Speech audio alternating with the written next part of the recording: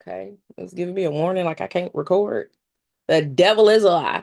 So again, KPE, Roku Network, Fire TV, even an app now you can download. You can watch our TV show. We're trying to make sure our ratings are powerful. They stay up because Apostle and I believe in God for some major things. So that's Mondays, noon Central Standard Time to 1 p.m. Fridays, 6 to 7 p.m. Central Standard Time. And then church convocation tickets, get your tickets here, okay? Because it's going up. I believe that conference is going to be power packed.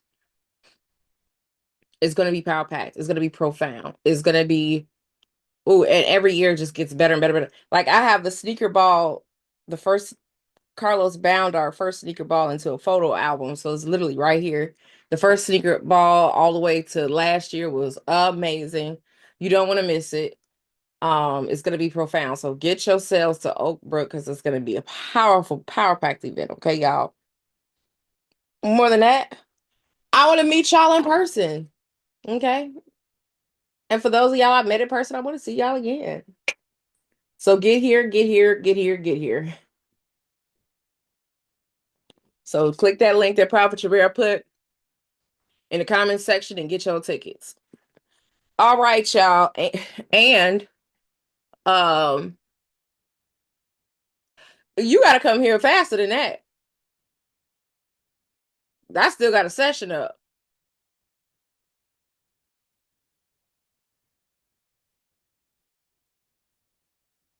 Blinks blackingly. Kayla.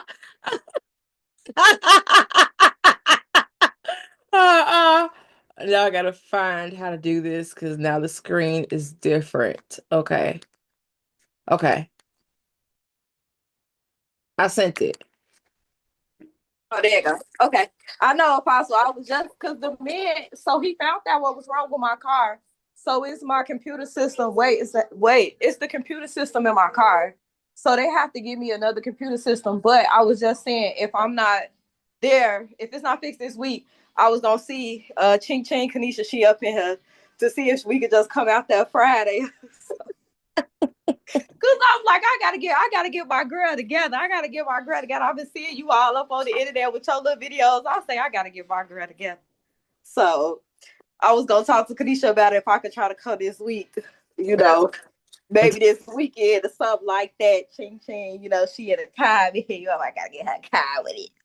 Yeah, I'm tired of being bald. But yeah, we gonna talk about tomorrow. So we'll chat about it. Okay, sounds amazing. Okay. Let me see. Ow, meet in person. Yes. Yes, in person. The ball. I ordered my stuff online. Me and my kids and Apostle J stuff is already on its way. I have a thing with finding, stuff online and quickly getting stuff handled. So, always take a look at, look at online first. You know what I'm saying? Do you think isolation heals? No. Isolation is demonic. Isolation is ran by demons.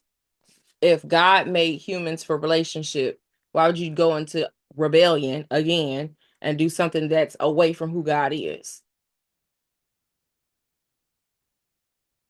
These old fake, you listen to fake folks again that don't know no doctrine. I'm in my isolation season. Where do you see that in the Bible? I'm in my cave season. Where do you see that in the Bible?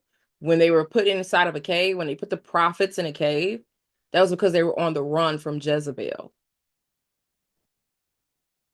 And so the cave season represents prophets that are illegally separated from the body. You have a wilderness season, but in the wilderness, guess what? Everybody was in the wilderness suffering together. They suffered together.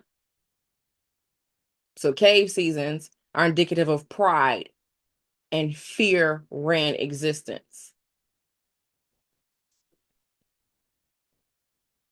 They had the episode on today. So Apostle J watched the episode on the app because for some reason, I don't know if everybody's TV did this, but my TV looked fuzzy. And I was like, man, that's not the episode I sent them to post-production.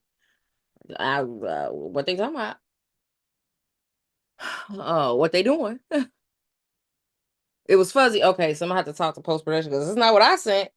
I literally edited my episode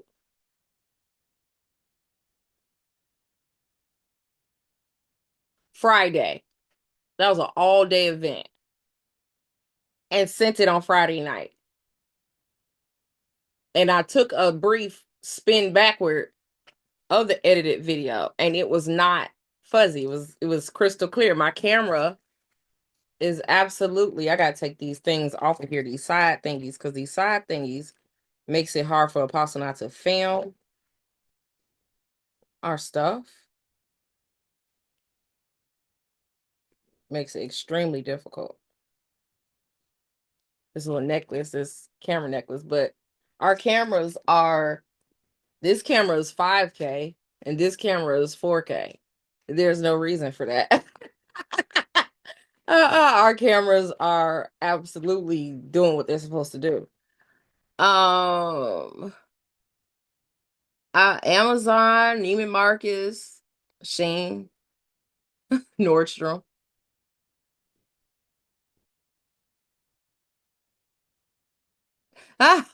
He said, if I can't see Apostle J's smooth pores, I don't want to see it. Yeah, he and all he does is wash his face and put Vaseline on. I'm not ever putting Vaseline and blocking my pores up. Like, I gotta have a clear palate. I don't know how it works for him.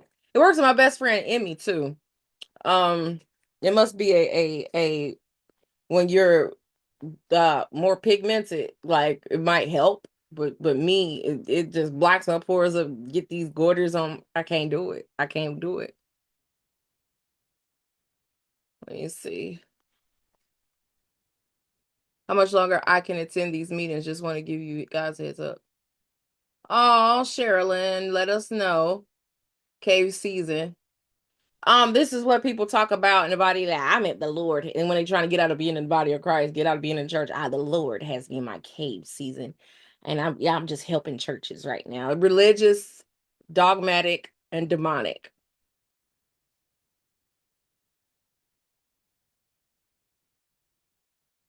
I think I answered all those kind of questions. That doesn't matter, Sherilyn. Slide on us.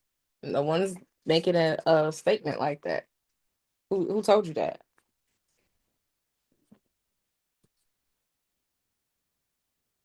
I'll wait a little bit.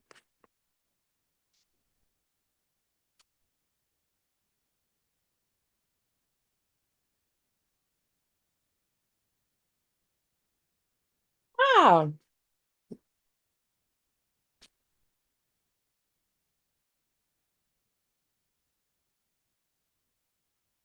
Yeah, because I'm trying to rock us through this last little part of this book. I mean, it's getting y'all a chance to get that book. Oh, yo, that is horrible. That happened to Apostle now when he was younger. I was I was embarrassed too. I ain't gonna lie. Because Prophet Ash and Apostle Fred was still coming to my house trying to help do ministry stuff. They still are some of my main functioning administrators. We have an administrative department here at Kingdom at Hand. And so my main administrator is Prophet Ashley. Apostle Fred is he's my heavy. I ain't gonna tell you exactly what he does, but he's my heavy administrator. And Prophet Trevera is our marketing administrator, and Pastor Ness is our administrative pastor. So everybody has their thing that they do. But they were coming over. This is bike in the day. And because Apostle Freddie is my heavy, he was coming over. And I had none on. And it was hot in the summer. And he was like, man, it's slightly uncomfortable. He was trying to be so pleasant. And I could not tell him, what was happening. Bro said to me, he said, he went to hit the switch and he said, He did like that to me. And I was like, light a candle. uh, uh, he was looking like, I was like, that's what's happening right now. That's what's happening right now. Okay. So Apostle 9, boy, oh boy, me and him had some times in our youngness and our youth. Whew, Lord Jesus. Times I wouldn't wish on an enemy. And I mean that, y'all, because Lord have mercy, Jesus and the 12 disciples. It was like constantly something happening. And constantly something trying to pop off in the financial area. But Apostle and I preached to y'all, and we preached about it on the thingy, on the TV show, how we got out. And the principle is still the same, y'all. I had a meeting with she's an elderly lady. She's in ministry. I call her Grams. And somebody asked her, well, how did you, get into the multi-billions? And she said, I would sow and pay my tithe and offering. Literally when I turned, because I had told all of y'all that.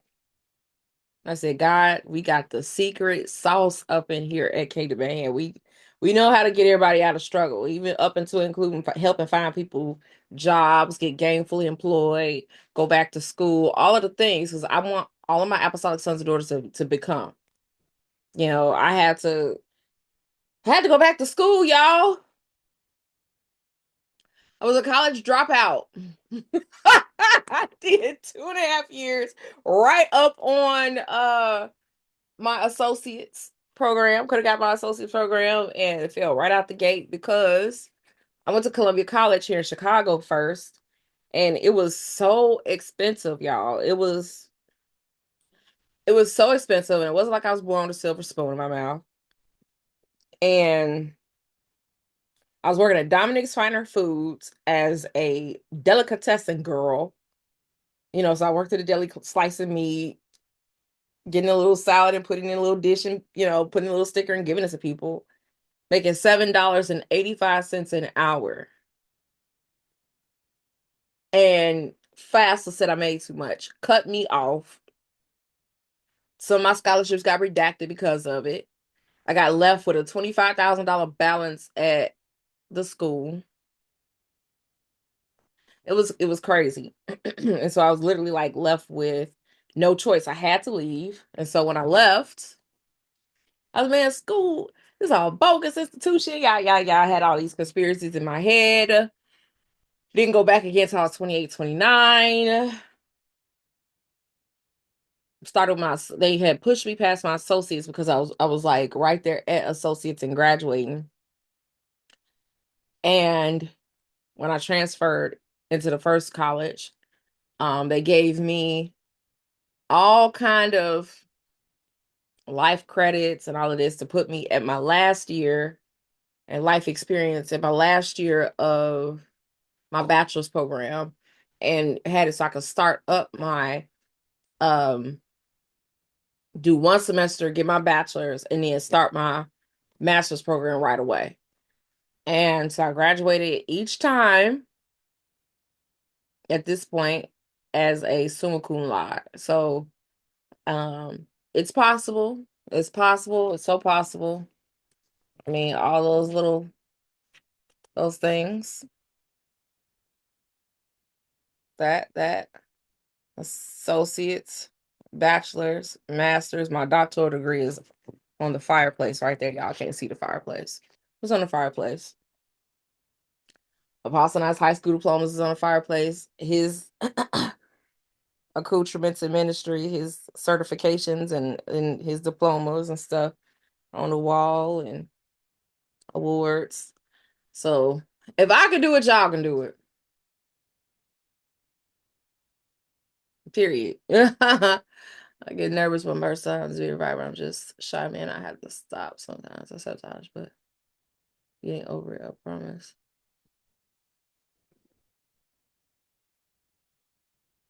Or you meet everyone? Yeah, meet everyone. Meet everyone. We want to go, but I need a babysitter. My main two goals is for phlebotomy and salon. So I need for aesthetics and cosmetology. I want to do hair, nails, facials. You're gonna have to make a decision. Do you want to do phlebotomy or do you want to do cosmetology? Because those are two opposing career fields, and one will eventually overtake the other one in terms of study. So you're gonna have to figure out which one. And then when you hit that path, stay on that path. Like don't be all over the place.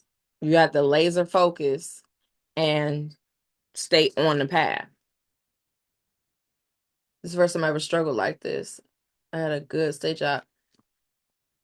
And boy, Cheryl, when I ain't tell you, my 20s and half my 30s was lit. My 20s and half my 30s was lit. I hate to say it like that. I can laugh about it now, but I spent a lot of days crying back then. On my way down. Come on, get your bachelor's degree, y'all. Y'all could do it. Y'all could do it. How do you know what degrees you need for each thing you do? I used to want to be a lawyer, but they told me it didn't take long, so it didn't take long, so I didn't. I mean, you gave yourself an excuse. If what you really want, time doesn't matter. And things with specificities that have high payouts, you're not gonna go to school for 4 years. You're not gonna go to school for 2 to 3 years. Specificity is designed to weed out the weak. But once you overcome specificity, you make specified money. Like right now, my daughter, my middle daughter is trying to go to school to become a lawyer. I told her, you just got to get comfortable with being in school because you'll live the life you want when you're done. And you have to be patient with yourself and with your process. You can't be lazy. Like when I decided to go back to school, I couldn't be lazy. I had a husband, I had a ministry, I had kids, I had ailing parents. And I didn't give myself no excuses, no outs. There is no dropping out. There's no, I'm gonna come back. Nope. We're gonna get this done with. And so my master's degree is in counseling. First degree is in Christian studies. My bachelor's degree, I believe, is in pastoral leadership. I did all that school, spent that money, and don't remember. That is funny to me.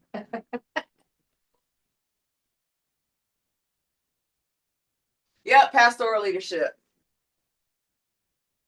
Pastoral leadership is my first degree. And my final degree is in theology. My doctoral degree is in theology. And it's like philosophy, but the study of God and all things sacred and holy and divine. So, but again, that's a specified study. And it puts me in a certain rank with preachers where some preachers won't get educated. And they think that ministry is a secondary outlet for the mistakes they've made in life. And where you can, well, I never finished school, so I'm going to do ministry. It don't work like that. Number one, only 1% of preachers make those millions and billions off of ministry alone. Most preachers, okay, that make a lot of money, including apostle, not, we don't do it for ministry. This kingdom of heaven would never sustain us right now, like maybe into the future. And I would never, ever, ever reject a check from kingdom of heaven because I work so hard. But I have to do other things, all legal, of course, but I have other businesses. So ministry is not it's not a secondary thought. It's not a backup plan. It's not a, well, if I can't make it here, then I'm gonna just do ministry. No, because it may not sustain your life. You have to do ministry because you love God and you love his people. You love ministry. If you never got paid, this is what I'm doing. And of course, you got to be called to it, because people that aren't called to it don't have the sustainability for it. It is evident. The character is bad. They can't hang on. They start looking at the numbers of the people too much. If the numbers don't meet the means, they quit ministry. Because you're going to spend years and years and years, number one, looking for your people that are assigned to you. And number two, again, only 1% of the churches become mega ministries. And now after the pandemic is 0.5%, it's even less. Church has changed since the pandemic. And I would always say, if people want to go into ministry, you better have a degree in business, because as much as ministry is, and I guess it's a good place to slide into here, organic, about the souls, about people, the raw power of God, worshiping God and loving on his people.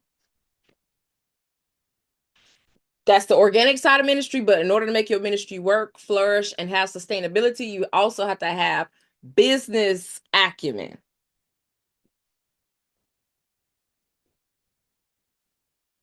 So you should have a business degree, a business classes. I've been apostle, and I've been certified in business and business classes, because again, what are we doing? We have to know how to make everything work for Kingdom at Hand on a business scale.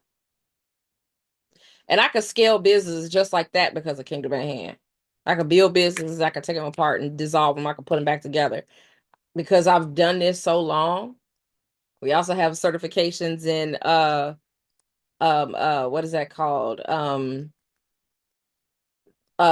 Human development psychology. Because you gotta know people. You gotta know how to deal with people. And so you have to understand these things in order for it to work.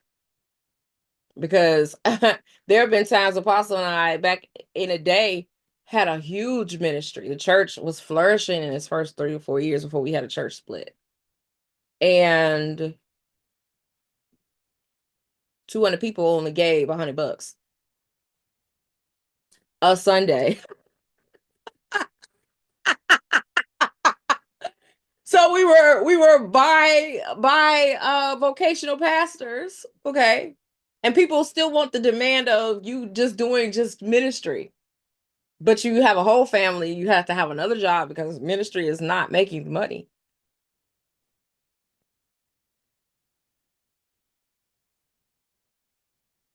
And a lot of it, him and I had to finance out of our pocket, out of our personal life, out of our personal funds. Ministry was a bill that, and let me I'm gonna pause the recording.